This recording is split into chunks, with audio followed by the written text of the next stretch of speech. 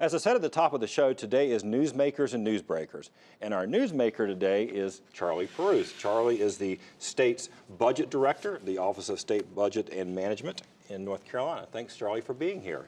Glad to be here, Keith. Thanks. All right. We know from the governor's almost sort of a barnstorming tour across the state that education is a big part of his first budget that he's proposed since becoming governor. So I guess right off the top, just kind of give me the top line. So what's the governor want to do and see happen in the budget for education? The governor has set out a bold, exciting, and bipartisan vision for education in North Carolina with one main goal: making North Carolina a top 10 educated state by 2025.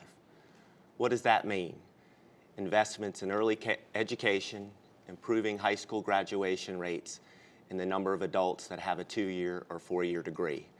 Right now, North Carolina is a middle-of-the-pack state in these areas, ranking 24th or 25th, and the governor wants us to be in the top 10 by 2025. Right. Now, and obviously, one of the biggest line items for the state's education budget goes to salaries, not just teachers, but school administrators. What specifically is in the governor's budget that he's proposing, and we'll get in a little bit about how this process is going to roll out, but for teachers and for principals?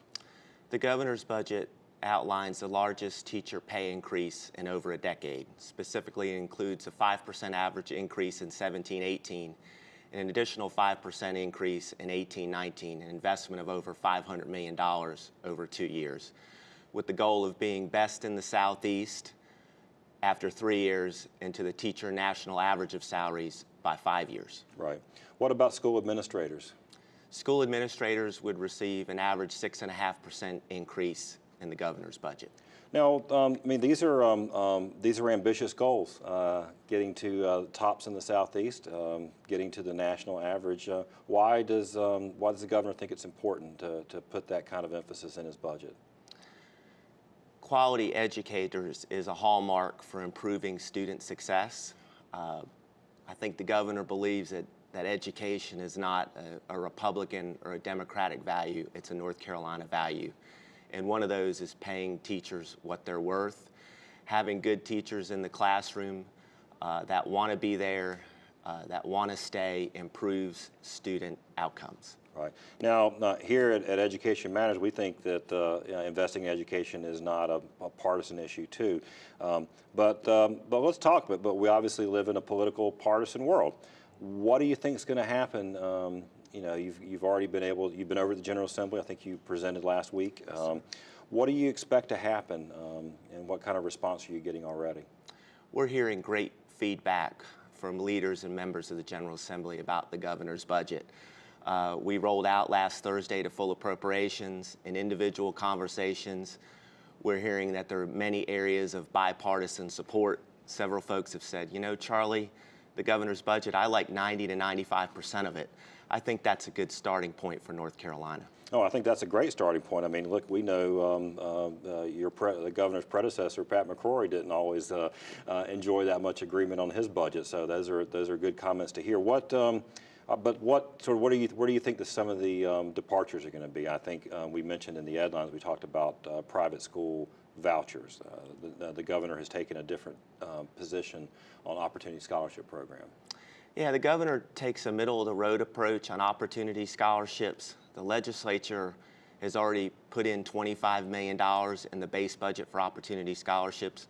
The governor keeps that, adds a few million more in 17-18 and 18-19 to basically allow all students who have an opportunity scholarship in the 17-18 school year to continue to have them, but starting in 18-19, no additional ones are funded.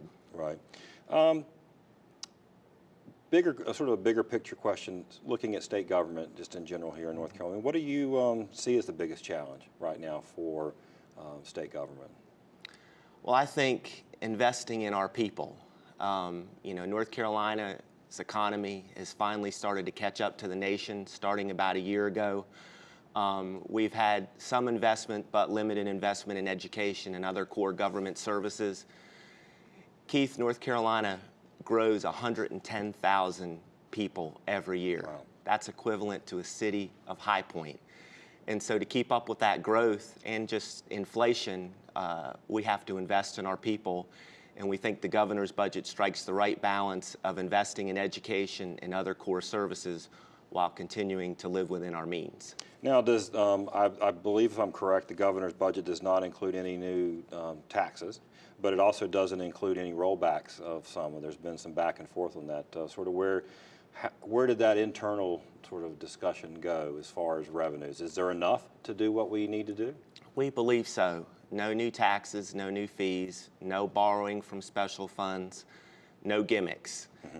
This budget is structurally sound and lives within the means while making critical investments that we believe will help North Carolina move forward. Did you, I'm sure you've been working in state government for a while, so you know a lot of the prior agency heads, both under Governor McCrory and previous administrations. They give you sort of any input or thoughts on, as you were putting this together? It was kind of a little bit of a compressed schedule, I guess, because of the election recounts and things, but sort of where did that come from? Who do you talk to, when the team is working on the budget? Well, obviously we met right after the new year with the governor to understand his vision and in priorities for his term and where he wanted us to go. At the same time, we met individually with each agency head, cabinet secretary, and council of state member at least once and sometimes twice to understand their priorities. And I believe across the board, we have put the top 2 or 3 priorities from each of the agencies in the governor's budget. Terrific. So you've got coming up next week, the governor addresses the General Assembly, State of the State, and then the process has really started now for the budget. That's correct. Terrific. Look, we really appreciate you coming on the show. We'll hope to have you back so we can talk a little bit more about this.